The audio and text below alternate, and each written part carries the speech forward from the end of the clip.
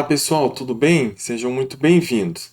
Nessa aula, nós faremos a correção das atividades que foram propostas na última aula.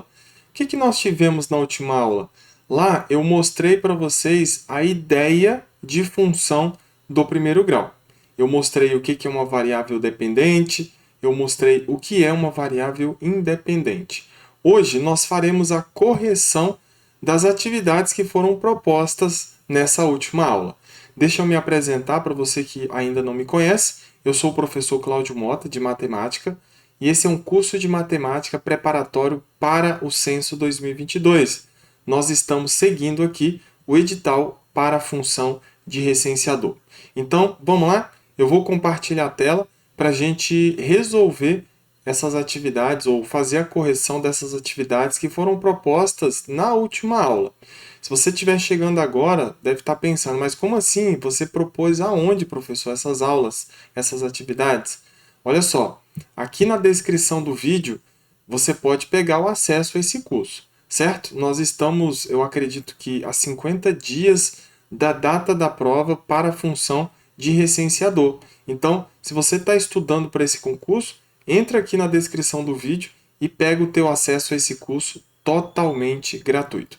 E lá você vai ter acesso não só a esses vídeos que você está vendo aqui no YouTube, mas principalmente vai ter acesso a um curso todo organizado em módulos, e em cada módulo você vai ter muitas atividades relacionadas a cada conteúdo, a cada aula que nós estamos dando aqui. E de quebra, no final de cada módulo, nós estamos propondo pelo menos um simulado contendo questões da Fundação Getúlio Vargas. Vamos lá? Vou compartilhar a tela para a gente fazer a resolução. Muito bem, vamos iniciar aqui. Então, o título, a ideia de função do primeiro grau.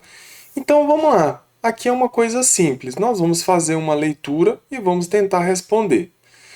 Uma indústria produz embalagens biodegradáveis.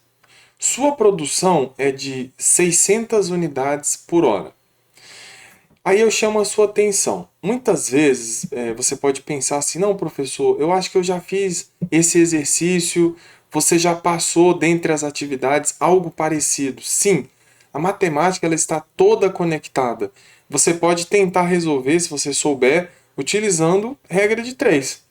Certo? Dá uma olhada na pergunta que ele vai fazer aqui. Em 10 horas de trabalho, quantas embalagens biodegradáveis são produzidas? O que eu sei é que a produção ela segue uma regra. É produzido 600 unidades por hora. Aqui tem uma informação implícita, ou seja, ela não está tão evidente, certo? Vamos lá. A cada 1 hora de produção, essa indústria produz 600 embalagens. É isso que está falando ali. Mais uma vez, sua produção é de 600 unidades por hora. Então, a cada 1 hora, a indústria produz 600 unidades de embalagens. Certo? Agora, já que a gente entendeu, vamos lá, de novo para a pergunta. Em 10 horas de trabalho, quantas embalagens biodegradáveis são produzidas? Muito bem. Então, pensa comigo. Vamos fazer uma regra aqui, um raciocínio. E eu vou escrever essa ideia. Olha só. Então, ele falou que em 1 hora, ele produz 600. Então, matematicamente, para cada hora, eu estou produzindo 600. Então, eu tenho 1 vezes 600, que é igual a 600, não é verdade? Agora, se você pensar em 2 horas, nós temos o quê? 2 vezes 600. O 2 vezes 600 significa que na primeira hora eu tenho 600 embalagens e na segunda hora eu tenho 600. É isso aqui, ó. 600 na primeira mais 600 na segunda. Agora, você aprendeu nos módulos anteriores que uma adição de duas parcelas iguais, isso aqui é 2 vezes 600. Que é justamente isso que eu escrevi aqui. Então, em 2 horas, a indústria está produzindo 1.200 embalagens. Ok? Você já percebeu que essa sequência ela vai embora. Em 3 horas é 3 vezes 60, que é 1.800 embalagens, e assim por diante. Agora, vamos para o ponto que ele está falando aqui na pergunta. Em 10 horas. Lógico que eu não vou fazer isso aqui até o final. Nem precisa, né? Basta você entender a lógica. 1 vezes 60, 1 hora. 2 vezes 60, 2 horas. Eu quero saber em 10 horas.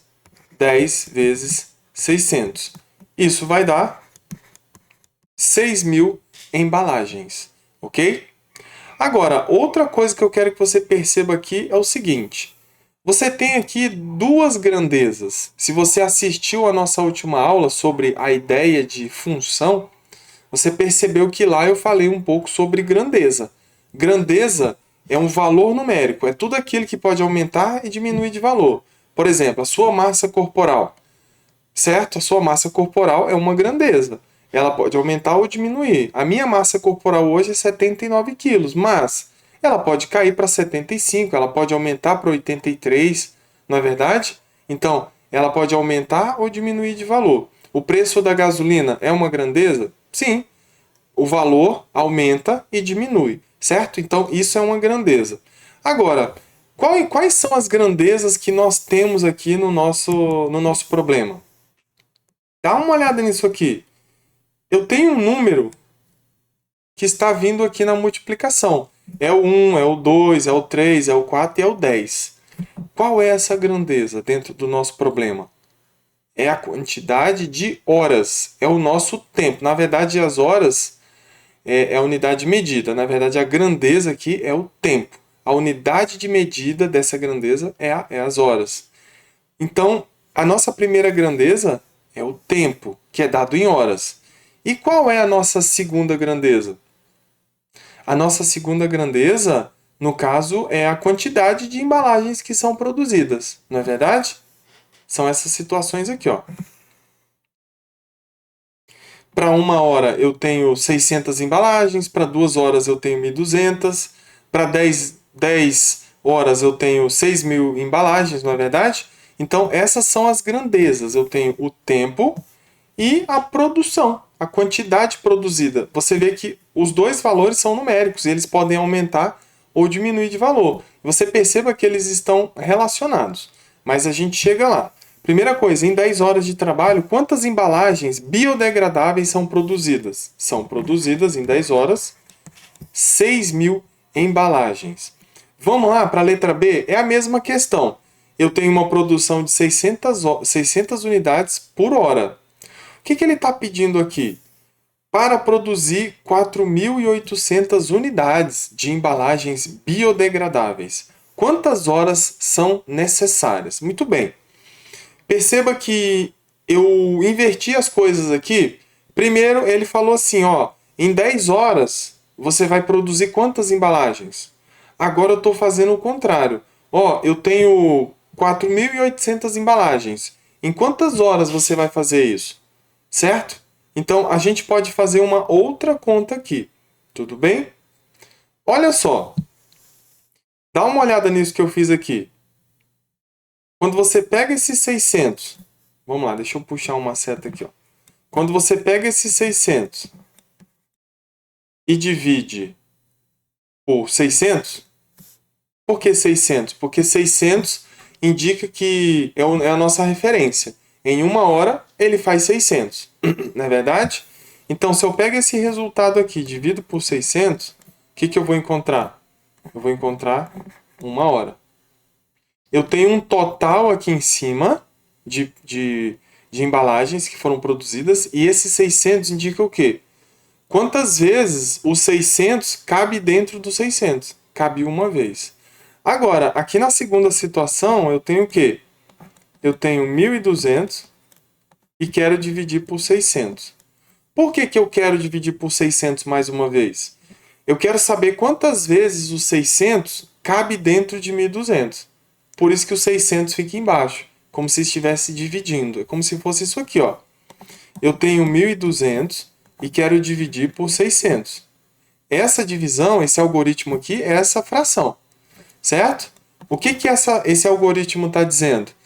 eu quero dividir 1.200 por 600. Então, eu quero saber quantas vezes o 600 cabe dentro do 1.200. Então, nós já estudamos isso lá no nosso módulo sobre números naturais. Então, se você não viu esse módulo, eu sugiro que você entre lá e veja. Tudo bem? Eu vou dizer que o 600 cabe duas vezes dentro de 1.200, porque 2 vezes 600 é 1.200. Isso aqui vai dar zero, não é verdade? O que é esse 2 aqui? Quantidade de horas, não é verdade? Por quê? Porque eu sei que se dentro de 1.200 o 600 cabe duas vezes, eu sei que quando ele produz 600, ele está gastando 1 hora. Então, nesse caso aqui, está gastando 2 horas. Lógico, você deve ter percebido que essas 2 horas é justamente esse 2 que está multiplicando aqui, certo? A questão é que agora nós temos que encontrar esse tempo. Eu não quero mais a produção, o resultado da produção, eu quero saber o tempo. Ele deu a produção, ele deu isso aqui, ó. Deixa eu ver onde é que ele vai entrar aqui. Vai entrar mais ou menos aqui, ó. Ele quer saber isso aqui, ó. Ele colocou aqui um 4.800. Ele quer saber isso aqui, ó. Deixa eu melhorar isso aqui, peraí. Ele colocou 4.800, eu quero saber quanto que é esse valor aqui. Eu vou chamar de x, tá? Só para você entender. Esse é o valor desconhecido que eu estou tentando buscar, que é o nosso probleminha aqui. Só que, professor, precisa se chamar de x? Não. Aqui você pode resolver de forma intuitiva. Ele só está perguntando quantas horas são necessárias. Então, o que nós vamos fazer? Nós vamos pegar o 4.800 e vamos dividir por 600. Porque eu quero saber quantas vezes o 600 cabe dentro de 1.400. Essa quantidade de vezes que o 600 cabe dentro de 4.800, perdão, vai ser a quantidade de horas necessárias. Agora, nós vamos fazer o que primeiro? Eu vou simplificar aqui, vou cancelar 2 zeros em cima e 2 embaixo. Vai ficar 48 dividido por 6. Eu posso simplificar. Por exemplo, por 2. E aqui por 2. Então aqui vai ficar 24 e aqui vai ficar 3. Professor, eu sei que 6 vezes 8 é 48. Já poderia dividir direto? Poderia. Aqui eu estou simplificando para quê? Para você entender que existem outras possibilidades. O importante é que você chegue na resposta correta. E lógico, chegue de uma forma segura e rápida. Você tem que equilibrar essas coisas, essas duas informações. Você tem que fazer com segurança, significa que você vai ter que equilibrar o tempo que você vai fazer. Não adianta fazer correndo e fazer errado. E a segurança é o quê? Você diminuir a velocidade e fazer detalhadamente para você acertar a questão, certo? Então, se você não sabe quanto que é 4.800 dividido por 600, então simplifica até você chegar numa situação boa. 24 por 3 é igual a 8. E essas 8 aqui representam a quantidade de horas, certo? Então, quantas horas são necessárias? São necessárias 8 horas, ok? Então, aqui no lugar desse x aqui, ó, nós colocaríamos o 8. Tudo bem? Porque 8 vezes 600 é igual a 4.800. Nessas situações aqui, não coloque o H. Eu já estou falando que é em horas, então você coloca só o número, certo? Vamos lá, vamos para a próxima. Olha só, continuação, número 1, letra C. Mesma coisa, a produção continua sendo de 600 unidades por hora. Essa é a informação que nós temos. Vamos trabalhar em cima dela. Podemos afirmar que a quantidade de embalagens produzidas é função do tempo de produção? Lembra que eu falei que nós tínhamos duas grandezas? Não é verdade? Quais são essas grandezas aqui dentro dessa pergunta? A quantidade de embalagens biodegradáveis produzidas, né? Vou colocar só até aqui. Essa é a primeira. Qual é a outra grandeza que eu falei? É o tempo. É o tempo de produção. São duas grandezas aqui. Agora, vocês lembram na última aula que eu falei que função existe a variável dependente e a variável independente, certo? Ou seja, alguém está em função de outra coisa, não é verdade? Então, ele está perguntando se a quantidade de embalagens é função ou está em função do tempo. Ou seja, ele está perguntando se a quantidade de embalagens produzidas depende do tempo. Aí você pode voltar aqui na primeira situação. Olha só, esse tempo aqui e essa quantidade produzida são as grandezas. Ele quer saber se essa quantidade produzida depende do tempo. Para pensar dentro de um contexto real. Realmente, a gente sabe que a quantidade produzida pela fábrica vai depender de quê? Do tempo. Se o dono da fábrica, o diretor, o encarregado falar assim, não, eu quero produzir muito mais. Se eu quero produzir 24 horas por dia, eu quero deixar a fábrica trabalhando 24 horas por dia. Então, significa que quanto mais tempo nós tivermos de produção, a quantidade vai aumentar, não é verdade? Então, a quantidade produzida de embalagens está em função do tempo, ou seja, depende do tempo. Se a fábrica trabalhar meio período, então ela vai produzir menos. Se ela trabalhar 2 períodos, ela vai produzir mais. Se ela trabalhar à noite, ela vai produzir mais também. Certo? Está, então, em função do tempo.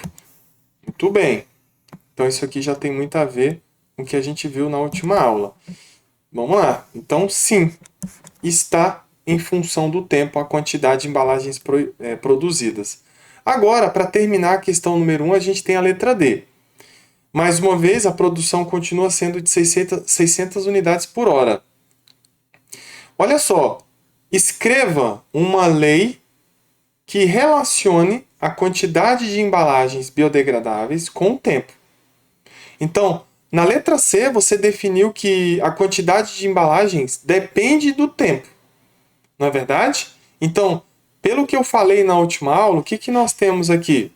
Nós vamos chamar essa quantidade de embalagens de Y, porque é a variável dependente.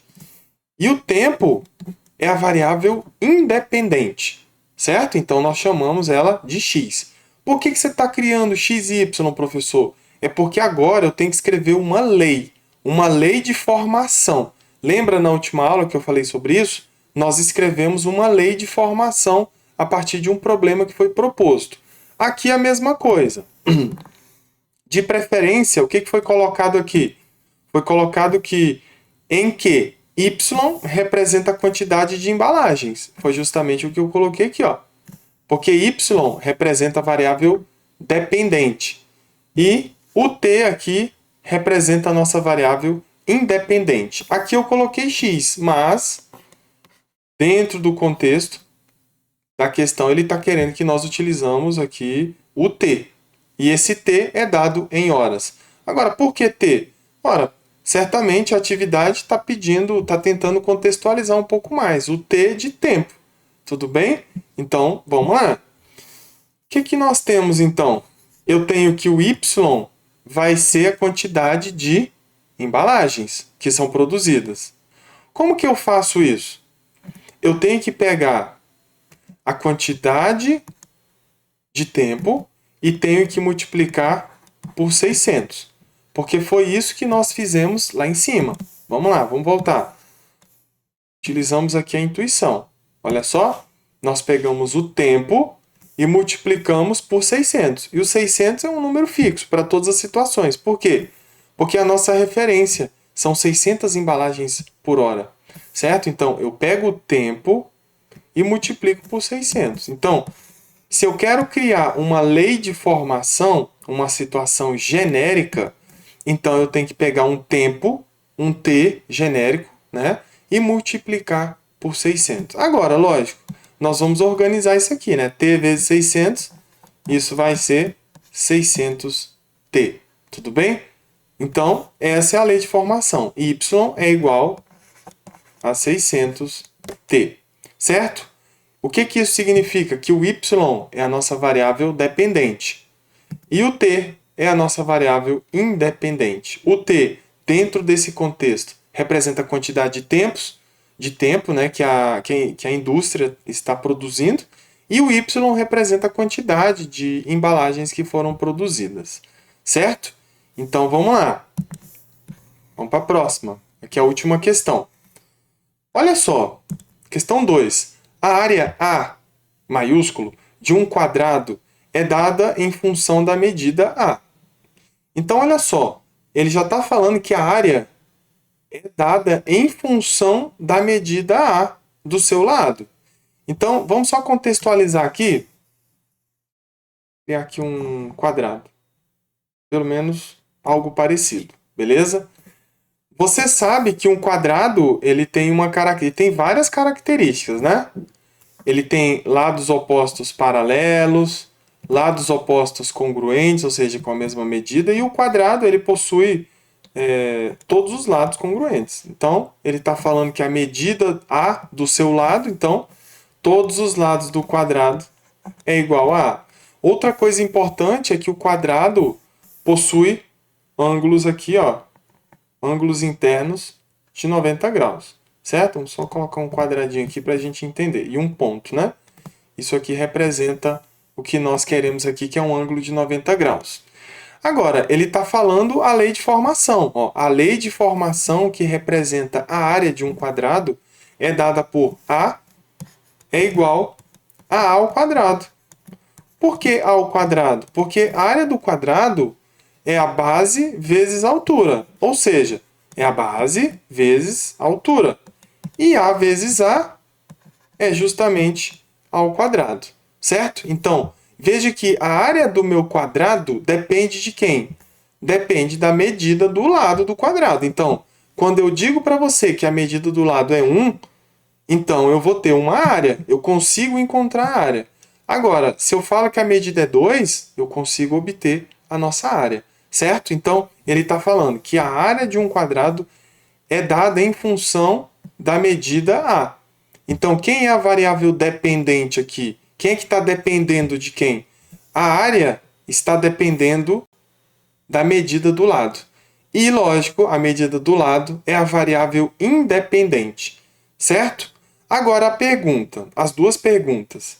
A medida da área, que é o A,